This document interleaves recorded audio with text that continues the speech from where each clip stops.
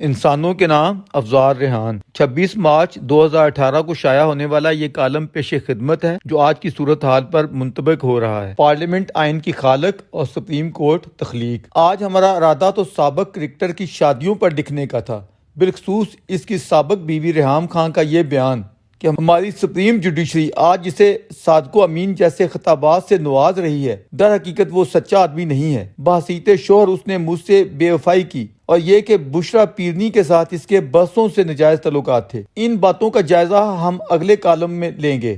آج اس سے کہیں اہم موضوع منتخب پارلیمنٹ کی دیگر تمام اداروں پر بالادستی کا ہے، جسے باوجود متنازع یا کمزور بنایا یا دکھایا جا رہا ہے۔ کسی بھی ایشو پر آگے بڑھنے سے پہلے اس کے پس منظر کو جھانکنا یا سمجھنا ضروری ہوتا ہے۔ کوئی بھی خرابی، کامیابی یا تناؤ اپنے پیچھے کوتاہی، محنت یا شبہات کی وجوہات رکھتا ہے۔ وطن بد نصیب کی موجودہ سیاسی، عسکری یا قانونی فضا میں اس وقت جو آلودگی ہر ذی شعور کو دکھائی دے رہی ہے، اس کا جائزہ لینے سے پہلے ایک نظر پس منظر پر ڈالنی بہتر ہوگی۔ اس ملک کا قیام انگریز کی مہربانی کے ساتھ جیسی تیسی جمہوریت سے ممکن ہوا تھا۔ اس ملک کو کسی جرنیل یا فوج نے فتح کیا ہے، نہ کسی عدالتی فیصلے نے وجود بخشا ہے۔ یہ جس جمہوری پروسیس سے معاذ وجود میں آیا ہے، اسی سے آگے بڑھ سکتا ہے۔ یہ بھی یاد رہے کہ جس لمحے ہم نے یہاں ووٹ کی طاقت پر بھوٹوں کی طاقت کو ترجیح دی، یہ ملک دو لخت ہو گیا۔ اب بھی اگر کسی ذہن میں یہ خمار ہے کہ وہ عوامی ووٹ یا رائے کو بھوٹوں تلے رون سکتا ہے، تو وہ یہ جان لے کہ اپنے اس طرز فکر و عمل سے وہ اس ملک کی جڑیں کھوکھلی کر رہا ہے۔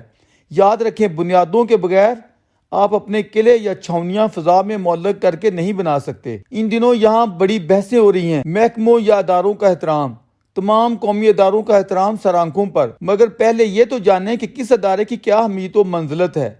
گدھے گھوڑے کو برابر نہ کیجیے۔ مالک اور چوکیدار یا ملازم کے جوہری فرق کو کچھ تو ملحوظ خاطر رکھیے، پھر بحث کیجیے۔ ایک لفظ رٹ رکھا ہے، محکموں یا اداروں کا احترام۔ جو شے کی حقیقت کو نہ سمجھے وہ نظر کیا۔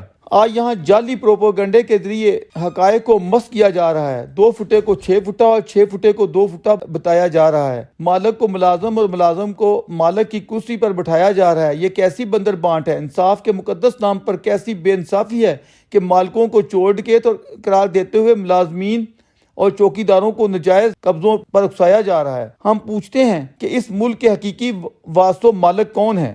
اگر یہ ایک آئینی و جمہوری ریاست ہے تو اس کے مالک و وارث یہاں بسنے والے 22 کروڑ عوام ہیں، جن کی نمائندگی منتخب پارلیمنٹ کرتی ہے۔ عام ریت کے برعکس جمہوریت کی جان پہچان اس ابدی اصول میں پناہ ہے کہ طاقت کا سرچشمہ عوام ہے، جو اپنی تمناؤں کا اظہار اپنے منتخب کردہ ادارے پارلیمنٹ کے ذریعے کرتے ہیں۔ اس کائنات میں اگر عظمت انسانی اتنی فائق و بلند ہے کہ دیگر تمام ملکوتی قوتیں بشمول فرشتے عظمت انسانی کے سامنے سجدہ ریز ہو جائیں، تو پھر کسی دوسرے ادارے یا محکمے کا یہ حق نہیں ہے کہ وہ اپنا تقابل پارلیمنٹ کی عظمت سے کرے، یا میڈیا پر اس نوع کے تقابلی جائزے لیے جائیں۔ پارلیمنٹ کا فیصلہ دیگر ہر فیصلے پر حرف آخر ہونا جمہوریت کی روح ہے۔ اس کو چیلنج انسانی عظمت کے ازلی و ابدی مسلمہ اصول و فیصلے کو چیلنج ہے۔ عظمت انسانی کو شیطان نے ایک مرتبہ چیلنج کیا تو ہمیشہ کے لیے رائندہ درگاہ ہو گیا، جبکہ یہاں اس ملک بد نصیب پاکستان میں پہم عظمت انسانی کے سمبل ادارے پارلیمنٹ کی تذلیل کی جا رہی ہے، اور کسی میں اتنی شکتی نہیں چھوڑی گئی کہ ایسی بغاوت کرنے والے کو شیطان کہہ سکے۔ جن کے ہاتھوں میں منصفی تھمائی گئی تھی، انہوں نے اتنی بڑی برائی کرنے والوں کو وہ اختیارات دے ڈالے جو خود انہیں بھی حاصل نہ تھے۔ وہ انہیں شیطان کا برا لفظ دینے کی بجائے سلطان عادل قرار دیتے ہوئے کسند جواز بخشتے رہے۔ شک ہے تو حوصلہ کرتے ہوئے ذرا 70 سالہ تاریخ اور تاریخی فیصلوں پر ایک نظر ڈال لیں۔ یہاں کون کون سی بے اصولیوں کو روا نہیں رکھا جاتا رہا۔ آج یہاں بتایا جا رہا ہے کہ آئین پارلیمنٹ سے بالا تر ہے، اسی لیے تو جو آئین سے کھلواڑ کرتا ہے اسے بوٹوں تلے رونتا ہے۔ اس پر احتجاج کرنے کے بجائے سبھی اس کے عبوری حکم نامے کے سامنے سرنگو ہو جاتے ہیں۔ وہ آئین جس کے تحفظ کی ان لوگوں نے قسم اٹھائی ہوتی ہے، یہ قسم کھائی ہوتی ہے کہ جو پارلیمنٹ کو توڑ کر آئین کو بوٹوں تلے رون دے گا، اس کے خلاف اٹھیں گے۔ ایسے وقتوں میں آپ کی یہ قسمیں، یہ حلف نامے کہاں چلے جاتے ہیں؟ آج تک کتنے آئین شکنوں کو سزائیں دی گئی ہیں؟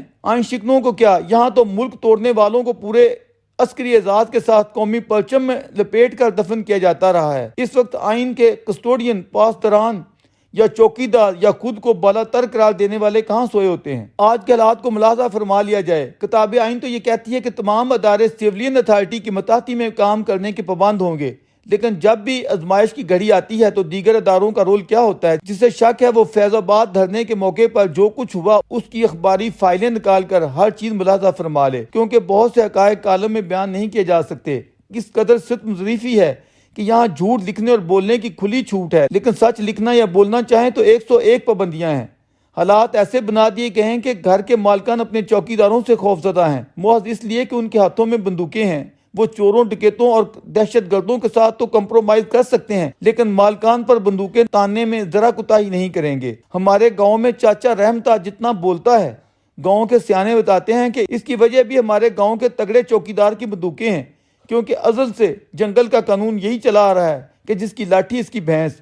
مگر آج کی دنیا 21ویں صدی میں داخل ہوتے ہوئے جن تہذیبی اصولوں کا تقاضا کرتی ہے، بالآخر ہمیں انہیں سمجھنا اور اپنانا پڑے گا۔ اب ہم آتے ہیں آئین اور پارلیمنٹ کے رشتے پر، جو مخلوق اور خالق کا ہے، جو بچے اور ماں کا ہے۔ بچہ ماں کی تربیت اور درستی نہیں کرتا، بلکہ یہ مقام ماں کا ہے جو اپنے بچے کی خامیاں کوتاہیاں درست کرتی رہتی ہے۔ سیدھی زبان میں ہم کہیں گے کہ پارلیمنٹ جب چاہے آئین کی آنکھیں، ناک، کان بدل سکتی ہے۔ اس ترمیم کے بعد آئین میں جو بھی تبدیلی آئے گی وہی اصل آئین ہوگا اور آپ اس کے محافظ یا پہرے دار ہوں گے۔ آپ کو تشریح کے نام پر کسی ترمیم کا کوئی حق نہیں ہے، اس لیے کہ آپ کا تو اپنا وجود ہی اس آئین کا مرہون منت ہے۔ بلکہ ہم اپنے محترم پارلیمنٹ کو یہ تجویز پیش کرتے ہیں کہ وہ لفظ سپریم کی کنفیوژن دور کرنے کے لیے اپنی فیڈرل اپیلیٹ کورٹ کو یہی نام دیں جو دراصل اس کے رول کی مطابقت میں ہے۔ آخر انگلینڈ میں بھی تو ایسے ادارے کو پریوی کونسل کے نام سے پکارا جاتا رہا ہے۔ پارٹیشن کے بعد اس تسلسل کو قائم و جاری رہنا چاہیے تھا اور اس کے بڑے جج کو چیف جج کہا جانا چاہیے۔ یہ امر بھی ملحوظ خاطر رہنا چاہیے کہ کوئی جج ہو یا جرنیل، وہ آئینی طور پر اس مملکت کا ملازم ہے، جس کے لیے آئین میں پبلک سرونٹ کی اصطلاح استعمال کی گئی ہے، جبکہ عوام کے منتخب نمائندے جو پارلیمنٹ میں پہنچتے ہیں ان کے لیے پبلک ریپریزنٹیٹیو کی اصطلاح استعمال کی گئی ہے۔ زیادہ بحثیں کرنے سے پہلے ان دونوں اصطلاحات میں موجود جوہری فرق کو پیش نظر رکھنا ہوگا۔ اپنے صحافی دانشوروں اور اینکرز کی خدمت میں بھی گزارش ہے کہ وہ دوران مباحثہ جب آئینی اداروں اور پارلیمنٹ پر مکالمہ کرواتے ہیں تو خالق و مخلوق کے اس وسیع گیپ کی حقیقت اور معنویت کو ضرور پیش نظر رکھیں۔ بلا شبہ بنیادی انسانی حقوق کو کتاب آئین سے کوئی بھی طاقت ختم نہیں کر سکتی، لیکن یہاں بنیادی انسانی حقوق کی تفہیم کہاں آنے دی جا رہی ہے؟ اگرچہ ہم نے بحیثیت ریاست UN ہیومن رائٹس ڈکلیریشن پر دستخط کر رکھے ہیں، لیکن کیا کبھی کسی نے یہ ضرورت محسوس کی ہے کہ اس چارٹر کو سلیبس میں شامل کرواتے ہوئے اپنے نون حالوں کو اس کی آگاہی بخشیں؟ یہی تو وہ رونا ہے جس سے فائدہ اٹھاتے ہوئے طالع ازماؤں نے یہاں کتاب آئین کو بوٹوں تلے مصلحت اور تشریحات کرنے والے نام نہاد منصفوں کا رول ان سے بھی 4 ہاتھ آگے چلا جاتا رہا ہے۔ رہ گئے صحافی صاحبان، ان کے لیے سوائے اسٹڈی کے ہر چیز کے لیے وقت ہے۔ آخر میں ہم یہ کہنا چاہیں گے کہ اس وقت جتنی بھی چالیں چلی جا رہی ہیں، ان سب کے پیچھے یہ سوچ کار فرما ہے کہ کہیں ملک میں مضبوط پارلیمنٹ وجود میں نہ آ جائے جو تمام غیر جمہوری اور غیر آئینی سوراخوں کو بند کرنے کا ایجنڈا اپنا لے۔ حالانکہ بوٹوں کے سامنے 2/3 میجارٹی والی پارلیمنٹ یا اس کے منتخب قائد کی بھی کیا حیثیت ہے، مگر خدارہ شخصیات سے منافرت اور تعصب میں جمہوریت کی روح آئین اور پارلیمنٹ کے مقام کو مس نہ کریں۔ تمام تر قومی فیصلے اپنے منتخب نمائندوں کے ذریعے اس ملک کے 22 کروڑ عوام کو کرنے دیں۔